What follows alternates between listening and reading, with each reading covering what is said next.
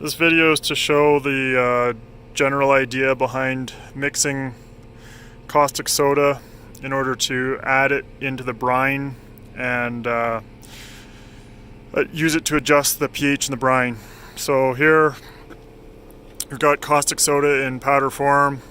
You can see from the symbols that it's very aggressive. You want to make sure you read the MSDS sheet and all other related safety info before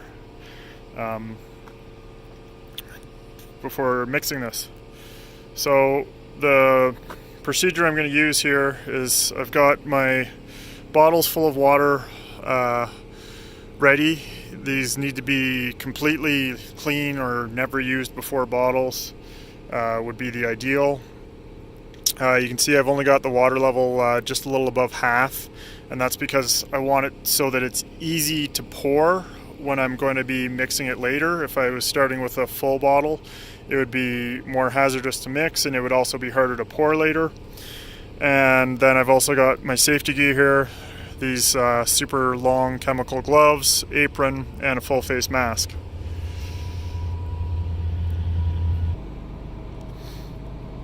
So the process that I'm going to use for mixing this is I'm going to take one of my jugs of water, and it's important to note that this has to be cold water. The reason you want to use cold water is when you start adding the caustic soda to dissolve it into the water is going to heat up.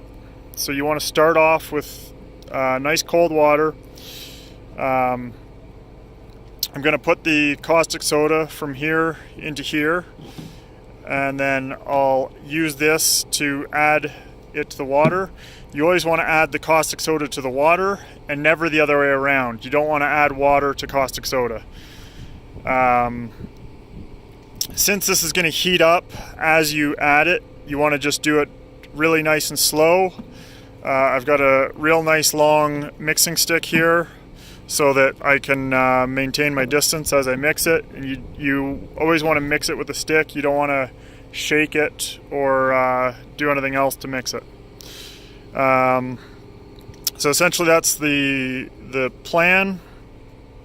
After I finish each jug, I'll let it cool down for a little while. Once it's cooled down, I'll put a lid on it, and then I'll have it ready to go for adding into the brine. So that's the process. I'm not going to be videoing this as I do it because, as you can see, I'm going to be wearing a mask and large gloves, and it's not going to be possible to do both at once.